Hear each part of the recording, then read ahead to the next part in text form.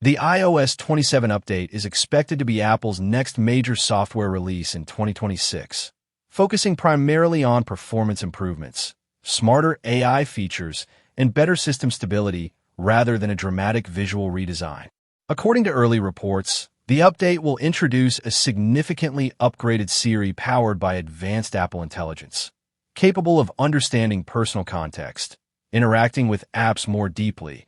and handling multiple requests more naturally, making the assistant feel more conversational and useful in daily tasks. It is also expected to bring improved multitasking and interface changes designed to support future devices like Apple's first foldable iPhone, along with enhancements to satellite connectivity, security, and battery efficiency. Overall, iOS 27 is shaping up to be a refinement-focused update similar to past stability releases, prioritizing smoother performance and reliability across supported iPhones. Apple is expected to officially announce iOS 27 at the WWDC event on June 8, 2026, release a public beta in July 2026, and roll out the final stable version globally in September 2026, typically alongside new iPhone models.